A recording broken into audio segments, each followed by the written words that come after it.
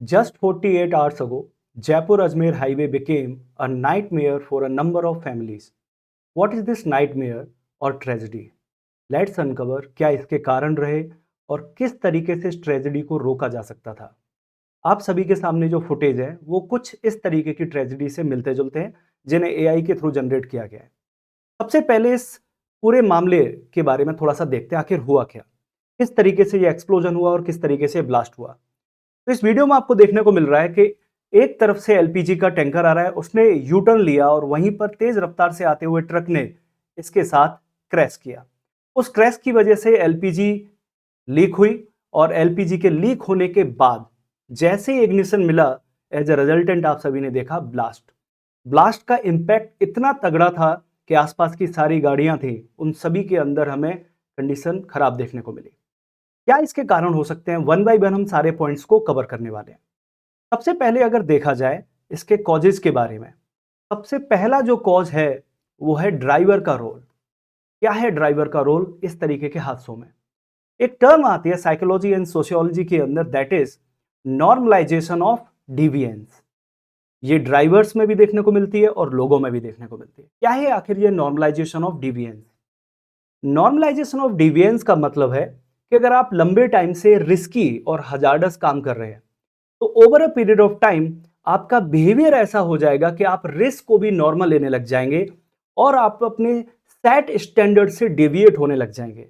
आप किसी भी तरीके के इस जॉब को देखिए, चाहे आपके घर पर कोई इलेक्ट्रिशियन वाला आता है या आप खुद ड्राइव कर रहे हैं, a number of time you have find that आप भी रूल्स एंड रेगुलेशन को, स्टैंडर्ड्स को पूरी तरीके से नहीं मानते। यही है नॉर्मलाइजेशन ऑफ डिविएंस, जहां पर ऐसा लगता है कि इतना तो चलता है, इतना कुछ कर देंगे तो खास फर्क नहीं पड़ेगा। ऐसा ही हमें इस तरीके के इंसिडेंट में भी देखने को मिला, जहां पर ड्राइवर्स का एटीट्यूड भी कुछ ऐसा है। वो कई सारे रीजनों की वजह से हो सकता है ऑर्गेनाइजेशन का प्रेशर हो, आपको जल्दी से पहुंचना है। हो सकता है ड्राइवर की खुद की स्टेट, फिजिकल जो स्टेट है वो ठीक ना हो, वो फटीग हो, वो थोड़ा थका हुआ हो, वो भी कारण हो सकते हैं। और या फिर एक मेंटेलिटी कि मैंने पहले भी ये सारी चीजें की हुई हैं, इससे कोई खास फर्क पड़ता नहीं है। तो इस तरीके के रीजन ऐसे ट्रेजेडी के अंदर सबसे ज्यादा मेजर रोल प्ले करते हैं। अब बात करते हैं दूसरे कॉज की। दूसरे कॉज को देखिए, यहां पर हम क्या देख रहे हैं, ड्राइवर का जो रोल है और वो है lack of understanding of LPG property. LPG gas को जो भी टैंकर कैरी करके ले जा रहा है, उस ड्राइवर को उस गैस के बारे में सारी प्रॉपर्टीज का आइडिया होना चाहिए कि किस तरीके का इसका बिहेवियर है। आप इस फुटेज को देखिए। इस फुटेज के अंदर आपको क्या देखने को मिल रहा है, जैसे ही ब्लास्ट हुआ उसके बाद एलपीजी पूरी तरीके से ग्राउंड पर सेटल हो गई। ये एयर में नहीं उठी, ये ग्राउंड पर सेटल हो गई और उसने ग्राउंड पर जो कुछ भी था, जो भी नियर बाई हाउसेस थे, कार्स थी, ट्रक्स थे, बसेस थी या व्हीकल्स थे, वो सभी को डैमेज करा। तो यहां पर हमें समझना होगा कि आखिर एलपीजी की इस तरीके की प्रॉपर्टी क्यों है। तो थोड़ा सा मैं एलपीजी के बारे में आपको बताने जा रहा हूं, और चूंकि हम डे टू डे लाइफ में भी एलपीजी को यूज करते हैं कुकिंग के लिए, और व्हीकल्स के अंदर भी एलपीजी का यूज हमें देखने को मिलता है as a auto gas. I am not talking about the CNG, I am talking about the LPG. इसके कुछ फिजिकल प्रॉपर्टीज के बारे में बात करते हैं। जब कभी भी बात होती है कि आखिर एलपीजी बनी कैसे, तो एलपीजी के बनने का जो तरीका होता है वो होता है रिफाइनिंग ऑफ क्रूड ऑयल। जब हम क्रूड ऑयल का एक्सट्रैक्शन करते हैं या फिर नेचुरल गैस का एक्सट्रैक्शन करते हैं, उसके बाद होती है रिफाइनिंग प्रोसेस। तो थोड़ा बहुत तो नेचुरल गैस की रिफाइनिंग के टाइम पर हमें एलपीजी मिलता है, लेकिन इसके अलावा जब हम क्रूड ऑयल की रिफाइनिंग करते हैं, और उस रिफाइनिंग प्रोसेस का नाम है fractional distillation of crude oil.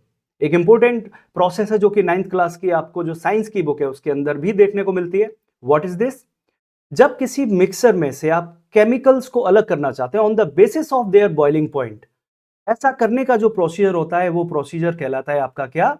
Fractional distillation of crude oil. तो जैसे कि आप यहां पर देख रहे हैं कि सबसे ऊपर आपको क्या देखने को मिला, सबसे ऊपर यहां पे आपको देखने को मिल रहा है एलपीजी। एलपीजी गैस देखने को मिल रही है।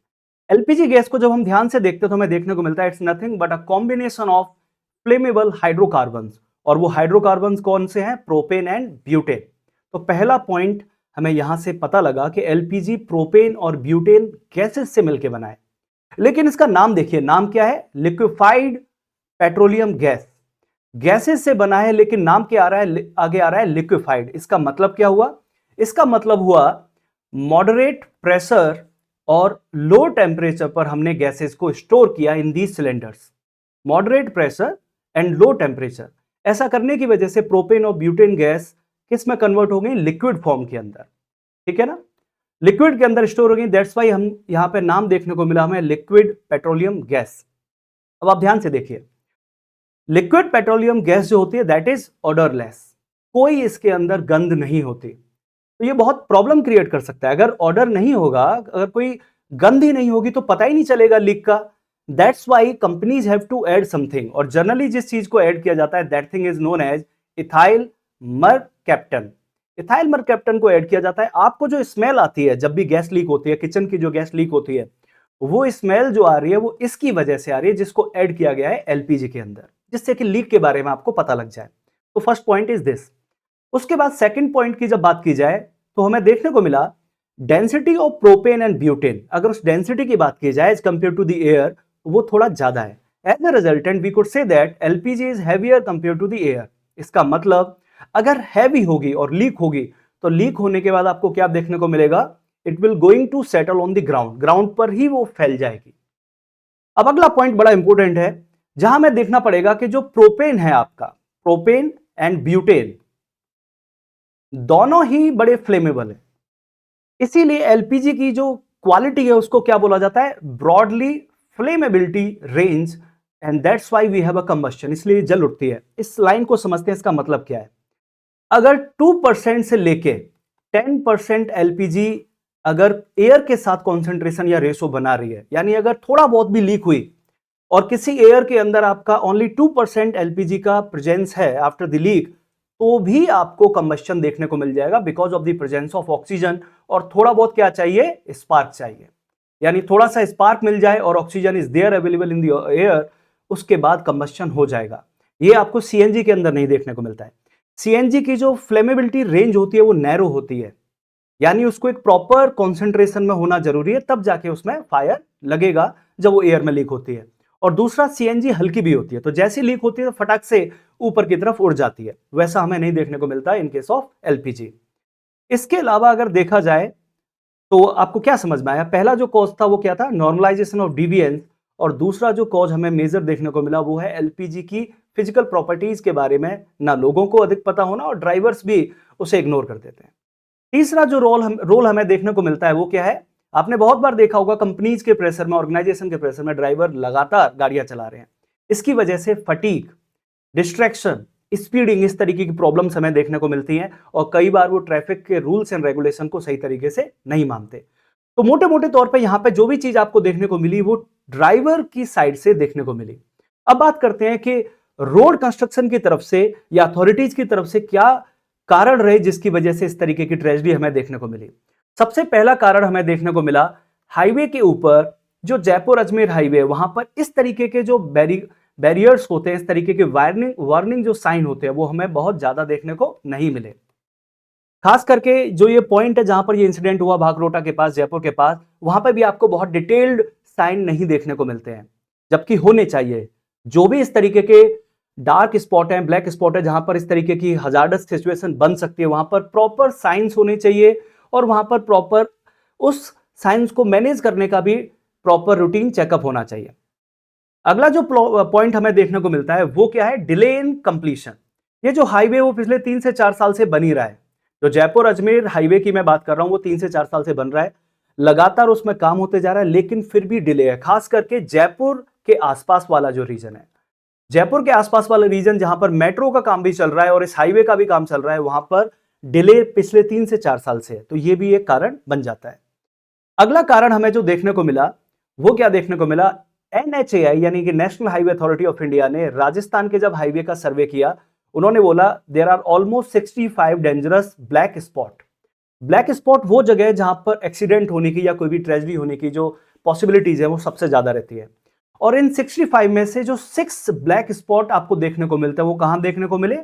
जयपुर अजमेर हाईवे पर देखने को मिले, जो कि जयपुर भागरोटा से स्टार्ट हो जाते हैं और किशनगढ़ तक उनका प्रेजेंस हमें देखने को मिलता है।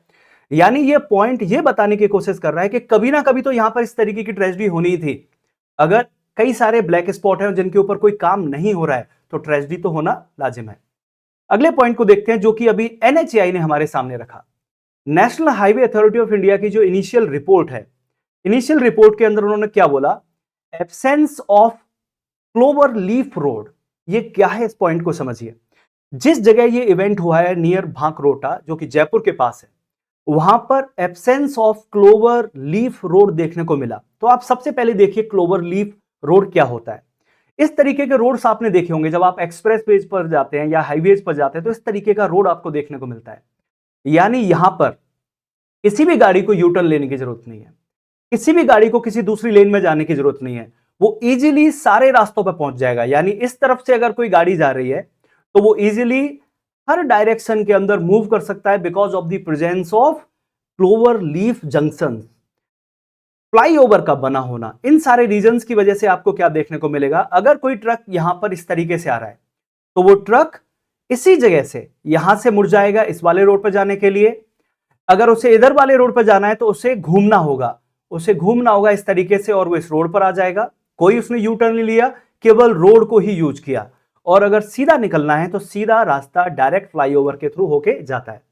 इस जगह पर बोला क्या गया था कि क्लोवर लीफ हमें बनाना है, लेकिन डिले एनएचएआई की तरफ से भी हुआ। एनएचएआई को भी तो क्लोवर लीफ बना देना चाहिए था, लेकिन यहां पर प्रेजेंस नहीं थी। लेकिन लोगों को यहां पर जरूरत होती है रोड चेंज करने की, क्योंकि जयपुर के पास आप रिंग रोड के पास आ चुके हो तो आपको कहीं ना कहीं यू टर्न लेना होगा या दूसरे रोड पर जाना होगा। इसके एब्सेंस की वजह से, इस तरीके का क्लोवर लीफ ना होने की वजह से हमें प्रॉब्लम देखने को मिली।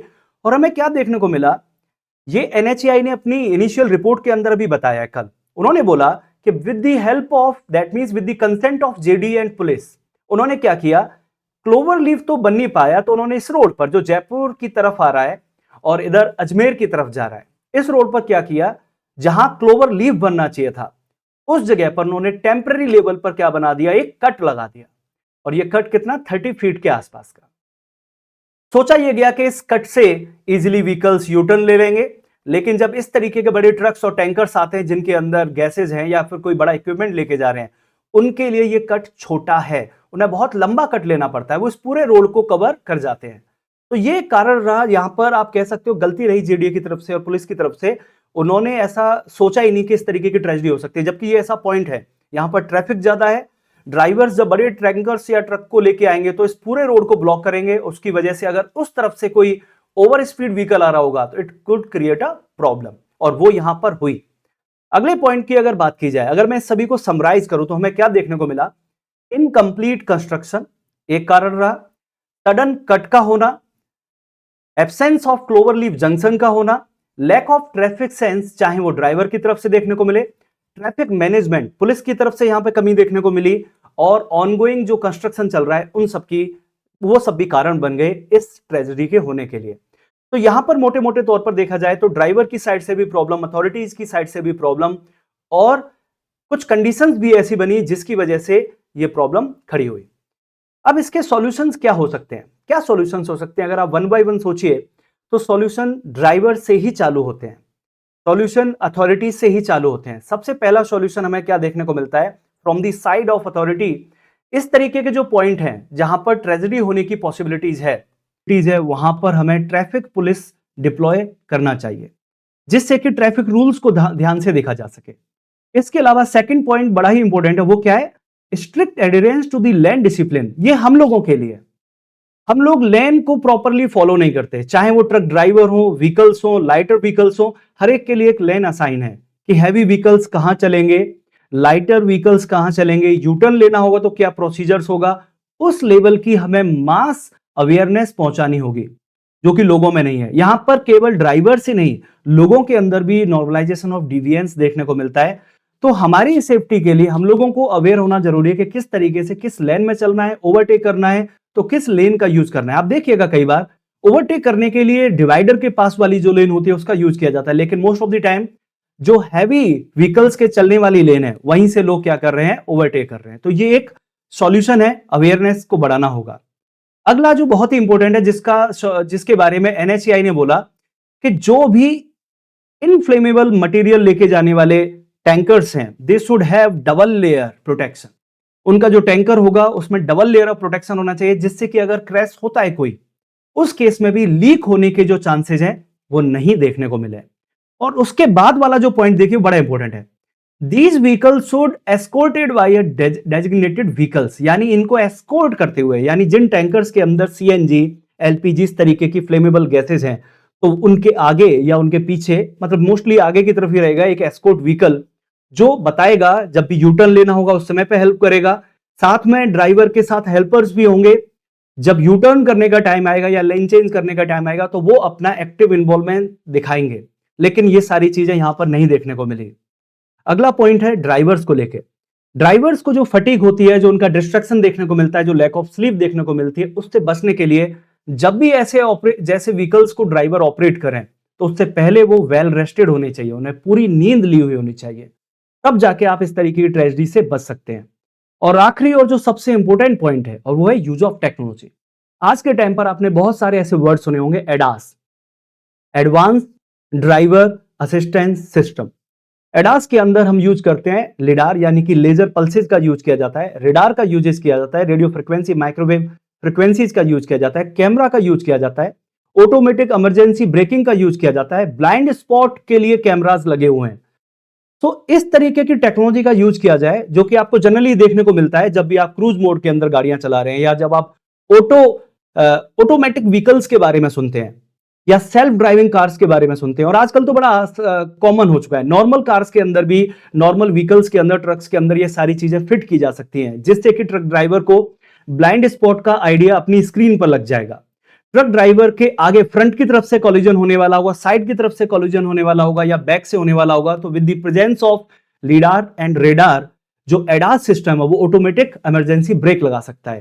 तो ये बहुत क्रूशियल पॉइंट है, यूज ऑफ टेक्नोलॉजी। और यहां पर मुझे लगता है आगे आने वाले टाइम में अगर यूपीएससी एस्पिरेंट हैं तो वहां उनसे प्री में और मेंस में भी क्वेश्चन बनाए जा सकते हैं केवल इन टेक्नोलॉजियों को लेके। अब देखिए इस तरीके के जो ट्रक्स हैं या कार्स हैं उसमें इस तरीके के सिस्टम्स लगाए जा सकते हैं, जो लॉन्ग रेंज रेडार का यूज कर सकते हैं, रेडार का यूज कर सकते हैं, कैमराज हो गए, मीडियम रेंज रेडार हो गए। इन सब का मतलब क्या हुआ, आगे चल के मैं डिटेल में इस पे भी वीडियो बनाऊंगा जिसमें मैं रेडार्स के बारे में आपको डिटेल में बताऊंगा। ओवरऑल आपको देखने को मिल रहा है 360 का प्रोटेक्शन हो रहा है, 360 चारों तरफ with the presence of radio wave, microwave, laser pulse और कैमरा। हमें देखने को क्या मिला, हर तरीके से प्रोटेक्शन मिल रहा है बड़े बड़े ट्रक्स और टैंकर्स को। अगर कुछ भी कोलिजन होने की चांसेस बने तो ऐसी ट्रेजेडी पहले ही रोकी जा सकती हैं। इसके साथ ही मैं इस टॉपिक को यहां पर खत्म कर रहा हूं। इस टॉपिक में मैंने आपके साथ डिस्कस करिए कि क्या वो कॉजेज रहे जिनकी वजह से ऐसी ट्रेजेडी हुई, और क्या वो सॉल्यूशंस हो सकते हैं जिनका यूज हमें फ्यूचर में करना चाहिए। अगर आपको वीडियो पसंद आए तो please like this video, subscribe कीजिए चैनल को और शेयर कीजिए इस वीडियो को। और इससे रिलेटेड जो आपकी पीडीएफ है वो आपको टेलीग्राम चैनल पर मिल जाएगी, जिसकी लिंक मैंने डिस्क्रिप्शन में रखी हुई है। Take care, bye bye.